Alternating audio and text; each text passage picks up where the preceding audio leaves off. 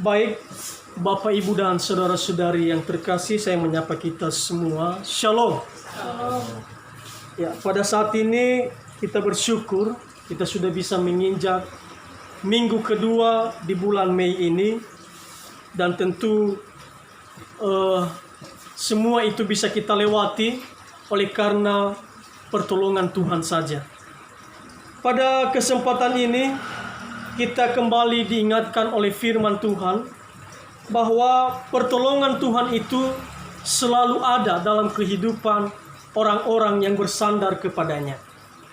Bahwa pertolongan Tuhan itu selalu ada jikalau kita senantiasa berlindung hanya kepadanya saja.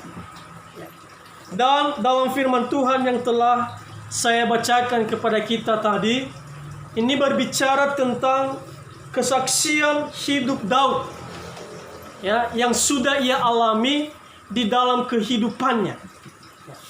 Kalau kita melihat dalam ayat pertama nanti di sana dikatakan bahwa yang menulis syair dari Mazmur ini adalah Daud itu sendiri.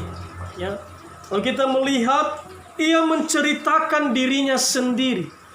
Ia bersaksi tentang dirinya sendiri. Ya. Ia tidak sibuk menceritakan orang lain. Ia tidak sibuk untuk fokus kepada orang lain. Tetapi dia sendiri, ya, menceritakan hal-hal yang baik. Menceritakan dirinya sendiri. Curhat di hadapan Tuhan. Dan menyampaikan apa yang ia sudah rasakan. Ia berani bersaksi kepada sesama manusia. Bapak, Ibu, dan saudara-saudari yang terkasih, inilah yang dialami oleh Daud pada saat itu.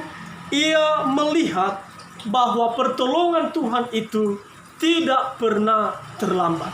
Ya, dalam hidupnya ia sadar betul bahwa ia adalah penerima bantuan pertama dalam hidupnya. Ya. Ketika ia dalam kesesakan, kalau kita mengikuti nanti kisah-kisah yang sudah dialami oleh Raja Daud, di sana ia bertubi-tubi menghadapi berbagai macam persoalan. Ya, mulai dari rumah sendiri, ia adalah anak yang tidak diperhitungkan dibanding kakak-kakak laki-lakinya yang lain. Bahkan kalau kita melihat nanti, Daud ini adalah seorang gembala, ya, gembala domba di padang. Sementara kakak-kakaknya di rumah, tetapi ia disuruh menggembalakan domba. Ya, di antara saudara-saudaranya, ia sering yang menjadi tumpuan, ya, supaya ia melaksanakan apa yang diinginkan oleh orang tua. Tetapi dari semua kesetiaannya, ia melakukan itu dengan rela. Ia tidak bersungut-sungut, ia tidak melimpahkan pekerjaan itu kepada kakak-kakaknya. Maka dari itulah ia mendapatkan restu dari Tuhan. Ya. Karena keinginan hatinya yang murni melakukan apa yang diperintahkan oleh orang tuanya pada saat itu. Dari situlah ia beranjak memulai sesuatu dan dapat dipercaya. Ya, Bapak, Ibu, dan saudara-saudari yang terkasih, modal kita untuk menjadi pemimpin ke depan dimulai dari rumah sendiri. Jika kita bisa dipercaya, jika kita bisa setia pada pekerjaan mulai dari rumah kita sendiri, maka mata Tuhan memandang kepada kita. Ia pasti akan mempersiapkan kita menjadi pemimpin masa depan. Ya. Jika kita bisa setia pada perkara yang kecil di rumah, maka Tuhan pasti percayakan hal-hal yang besar di dalam hidup kita. Untuk itu, dalam hidup ini, marilah kita senantiasa melakukan yang terbaik di hadapan Tuhan. Ya. Inilah yang dilakukan oleh Daud. Dan ia begitu merasakan sampai ia menuliskan dalam ayat yang ke-25. dahulu aku muda, sekarang telah menjadi tua. Ia mengingat kembali masa mudanya yang ia alami, dan sampai pada masa tuanya. Dan ketika ia sedang ada di padang belantara, dan ia disuruh untuk melihat kakak-kakaknya di medan peperangan, dan disitulah Tuhan mulai memakai dia. Bagaimana ia mengalahkan Goliat, ya, seorang yang masih muda, yang tidak punya pengalaman, yang dari segi penilaian manusia tidak mungkin. Tetapi ketika Tuhan berkarya, ketika Tuhan yang bersama dengan dia, maka ia bisa mengalahkan Goliat itu sendiri. Ya, Bapak, Ibu, dan saudara-saudari yang terkasih, ia bersaksi bahwa ketika Tuhan yang menjadi perlindungan, jikalau Tuhan yang menyelamatkan, maka tidak ada yang tidak mungkin dalam hidup kita ini. Demikian juga dalam kehidupan kita sekarang, ya. Jangan mudah putus asa, ya. Jangan suka minder, karena belum tentu kita bisa dipakai oleh Tuhan jika kita mendapatkan hati yang murni. Jika kita tulus kepada saudara-saudara, tulus kepada sesama, tulus kepada orang tua, ya, tulus dengan apa yang sedang kita kerjakan sekarang. Jika kita sudah melakukan yang terbaik, yakinlah pasti Tuhan memperhitungkan dan memakai kita lebih dan lebih lagi. Jangan sebaliknya, seperti yang ditegur di dalam firman Tuhan ini, yaitu orang-orang yang fasik. Tentu kita tidak mau disebut orang yang fasik. Orang yang fasik ini, jika dikategorikan, adalah orang-orang yang sudah tahu bahwa itu benar, tetapi bersikeras untuk tetap melakukannya. Ada orang yang tidak mau ditegur, berkeras hati. Dia sudah tahu itu salah, tetapi ia mengeraskan hati untuk tetap melakukannya. Dan biasanya orang fasik selalu berbicara rasis, ya. Dia selalu menyudutkan orang-orang yang lemah. Itulah pekerjaan dari orang-orang fasik. Bahkan di sana dikatakan mereka mengintai, ya, mengintai. Ayat 32, orang fasik mengintai orang benar dan berikhtiar membunuhnya, ya. Penuh dengan kedengkian, penuh dengan akar pahit, penuh dengan kemarahan, penuh dengan kegeraman, penuh dengan, ya, iri hati. Jika itu terjadi dalam hidup kita, jika itu ada dalam hidup kita sampai sekarang, berarti kita bisa saja dikategorikan sebagai orang-orang fasik. Dan kalau kita memperhatikan bagaimana kehidupan orang fasik, mereka menjadi lenyap. Mereka menjadi tidak ada di dunia ini, seperti tumbuhan yang mekar dan lalu dilenyapkan. Bapak, Ibu, dan saudara-saudari yang dikasihi oleh Tuhan, bukan berarti ketika kita beriman kepada Yesus, kita tidak pernah jatuh. Kita sering jatuh, tetapi tangan Tuhan senantiasa menopang kita. Inilah yang kita aminkan dalam hidup ini, ya. Leabelalah kelobalangi bangawala gabula dedeba. Ya, kita sudah mulai hampir jatuh, tetapi Tuhan datang untuk menopang kita.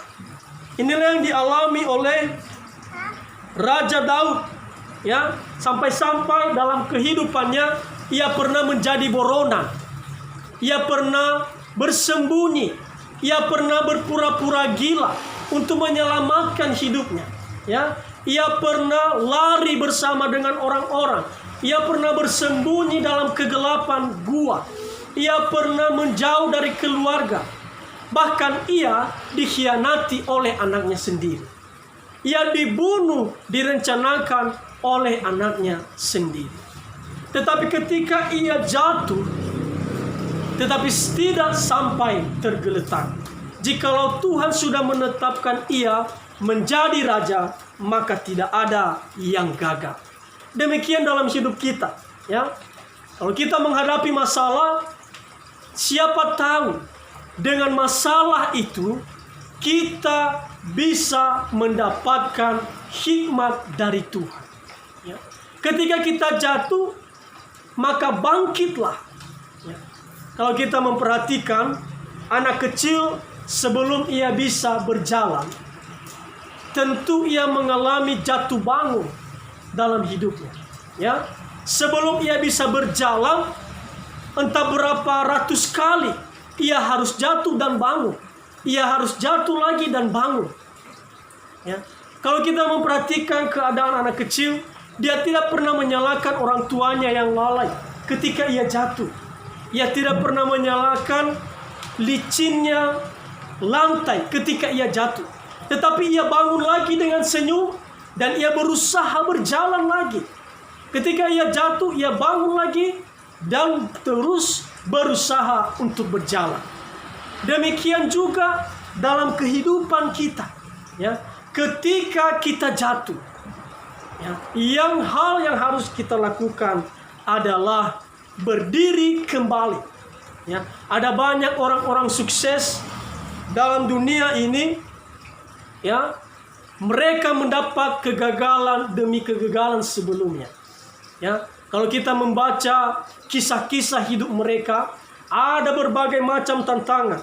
Mereka ditolak, di-PHK, dipecat, dan sebagainya. Mereka dikucilkan dan dianggap sebagai orang gila. Bahkan mereka dijauhi oleh orang-orang teman yang dekat dengan mereka. Tetapi mereka tidak menyerah. Kenapa? Karena pertolongan Tuhan tidak sampai tergeletak. Ya, Tuhan pasti mengangkat kita di saat-saat kita sudah tak mampu lagi. Hal yang Tuhan mau adalah berlindung kepadanya dan senantiasa berserah kepadanya.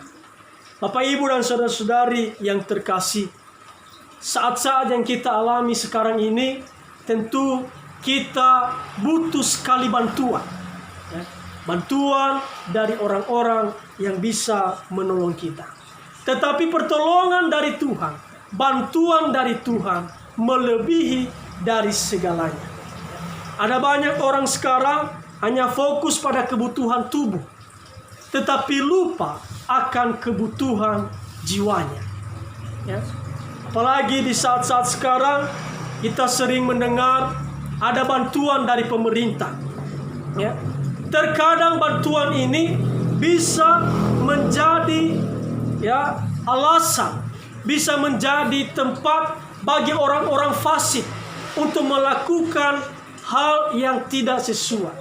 Ada banyak orang yang memanfaatkan bantuan sehingga bantuan tersebut tidak tersalurkan pada orang-orang yang sebenarnya berhak menerimanya. Bapak, Ibu, dan saudara-saudari yang terkasih, jika itu terjadi dalam hidup kita, saya banyak mendengar beberapa ada yang mengeluhkan, ya, yang sebenarnya tercatat sebagai orang yang harusnya mendapat bantuan, tetapi tidak, ya, tercatat sebagai penerima bantuan. Justru ada banyak orang yang masih dikategorikan bisa untuk menyambung hidup, tetapi itu yang mendapat bantuan. Jika itu terjadi dalam kehidupan kita, jika ini terjadi dalam kehidupan keluarga kita, apa yang kita lakukan? Apa yang kita perbuat jika ini terjadi dalam kehidupan kita? Bapak, Ibu, dan saudara-saudari yang terkasih, tak usah panik. Dalam ayat yang ke-34, nantikanlah Tuhan dan tetap ikuti jalannya. Ya, marilah kita menantikan Tuhan, sekalipun kita tidak tercatat. Jika kita sudah berusaha menghubungi, ya, yang bersangkutan, Tetapi jikalau kita tidak tercatat, janganlah kita putus asa. Janganlah kita menjadi orang-orang yang tidak mengikuti jalan Tuhan. Tidak usah marah, tidak usah berkelahi, tidak usah mengumpat ataupun menyampaikan hal-hal yang tidak sesuai yang diinginkan Tuhan. Tetapi Tuhan mau kita tetap mengikuti jalannya. Bapak, Ibu, dan saudara-saudari yang terkasih, inilah masa-masa di mana iman kita akan diuji. Ya, inilah saat-saat da agi nete baba nadai ke bamatida. Ya, atoni ila da bada haba madani bantuan karena memohon pertolongan. Ia terinjak-injak di antara orang banyak. Tetapi kalau kita melihat ini, Tuhan sudah mempersiapkan yang lebih dari apa yang kita butuhkan. Ya. Sementara burung di udara tidak menanam, tetapi Tuhan pelihara. Demikian juga dalam kehidupan kita. Ia sudah memperhitungkan mana yang bisa kita terima dalam hidup ini. Jangan takut dan jangan gelisah. Nantikanlah Tuhan dan ikutlah jalannya. Baya gara-gara baba o bedede, ya, tafalua zile omas silo balanya. Baya gara-gara baba ngalui banolo. Kita menyangkal Tuhan. Kita menyalibkan Tuhan. Kita membuat sedih Tuhan oleh karena perbuatan yang kita lakukan. Percayalah kepada Tuhan, Ia pasti bisa menyelesaikan setiap masalah hidup kita. Bapak, Ibu, dan saudara-saudari yang terkasih, Tuhan mau kita bersaksi bahwa pertolongan Tuhan itu tidak pernah terlambat. Kalau kita memperhatikan kehidupan Daud, ia tidak pernah gelisah, tetapi ia berusaha dan ia terus melakukan apa yang sesuai dengan perintah Tuhan. Dan dari semuanya itu, ia mendapatkan jeri lelah itu dan ia diberkati menjadi pemimpin, menjadi raja di negeri orang Israel pada saat itu. Bapak, Ibu, dan saudara-saudari yang terkasih, dalam ayat yang ke-37 di sana dikatakan, perhatikanlah orang yang tulus dan lihatlah kepada orang yang jujur. Kadang-kadang kehidupan kita selalu fokus pada orang-orang yang berbuat jahat. Kadang-kadang kita terlalu fokus kepada orang-orang yang berbuat curang.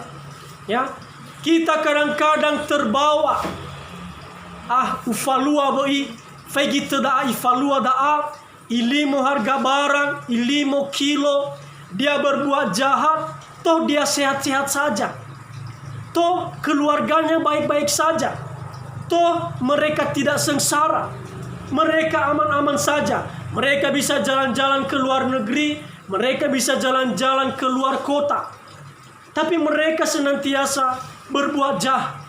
Kadang-kadang fokus kita, kadang-kadang pandangan mata kita selalu tertuju memperhatikan orang-orang yang berbuat salah. Dan terkadang kita terbawa untuk boleh mengikuti gaya yang demikian. Bapak, Ibu, dan saudara-saudara, firman Tuhan mengingatkan kita. Ayat ke-37. Perhatikan orang yang tulus dan lihatlah kepada orang yang jujur. Ya. Apa yang kita contohi akan mengubah perilaku kita. Ya, jika kita mencontohi yang buruk, maka pasti lambat laun perilaku kita akan buruk. Tapi itu, jikalau itu yang kita perhatikan, hal yang baik, orang yang berlaku baik, maka pasti ya kehidupan kita akan baik. Kadang-kadang kita terpengaruh dengan anak tetangga, ya. Oh, dia tidak ke gereja, tapi dia sehat-sehat terus. Kadang-kadang kita terpengaruh dengan gaya hidup orang-orang yang ada jabatan, ya. Mereka korupsi, tetapi mereka baik-baik saja. Bapak, Ibu, dan saudara-saudari yang terkasih, kita memperhatikan di sini nanti anak cucu mereka, orang tersebut akan dilenyapkan, tidak akan mewarisi apa-apa. Bapak, Ibu, dan saudara-saudari yang terkasih, janganlah kita fokus pada orang yang berbuat salah, dan jangan ikut-ikutan hanya karena tren. Kadang-kadang iman kita kalah karena tren. Kadang-kadang kepercayaan kita hilang karena tren, hanya karena mengikuti zaman, hanya karena mengikuti kebutuhan publik, hanya karena mengikuti keinginan orang banyak. Kita melakukan yang tidak sesuai dengan jalan Tuhan. Hati-hati, Bapak, Ibu, di samping pertolongan Tuhan ada kutuk yang menanti, ya. Kalau kita memperhatikan Daud, dia lebih fokus dalam dirinya daripada fokus kepada diri orang lain.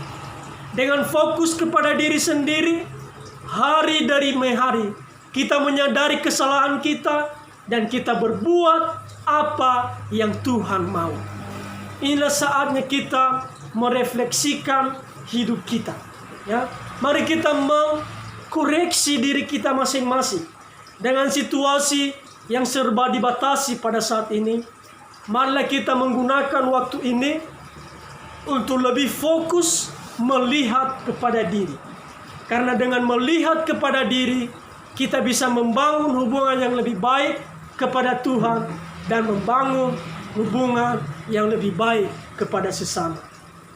Jangan terlalu fokus pada masa lalu. Jangan terlalu melihat ke belakang. Karena jikalau kita terus melihat ke belakang, kita pasti akan kehilangan arah. Kita bayangkan saja kalau kita melihat terus ke belakang dan sambil berjalan, kita pasti kehilangan arah tujuan hidup. Demikian juga kalau kehidupan kita terus melihat hal yang ke belakang, terus melihat ke belakang, kita pasti akan kehilangan arah tujuan hidup. Bapak, Ibu, dan saudara-saudari yang terkasih, demikian juga kalau kita ibaratkan sebuah mobil, ya. Sebuah mobil dilengkapi dengan kaca spion, ya. Untuk melihat ke belakang, yang dibutuhkan kaca spionnya tidak terlalu besar. Tetapi untuk melihat ke depan, mobil dilengkapi dengan kaca yang lebih besar. Maksudnya supaya kita tidak terlalu fokus pada hal-hal yang sudah masa lalu kita. Tetapi mari kita melihat masa depan. Karena pertolongan Tuhan di dalam hidup orang-orang yang percaya tidak pernah terlambat. Kita tidak akan jatuh sampai tergeletak. Sekalipun bertubi-tubi masalah, sekalipun silih berganti yang menjadi pergumulan hidup kita. Jika kita bergumul, bergaul, dan berserah kepada Tuhan, kita pasti bisa melewatinya dengan penuh sukacita. Bapak, Ibu, dan saudara-saudari yang terkasih, inilah janji Tuhan dalam hidup kita. Dan marilah kita mengingat dan terus melaksanakan apa yang Tuhan mau. Demikian saja firman Tuhan ini, kiranya boleh menjadi rema dalam kehidupan kita. Mari kita berdoa.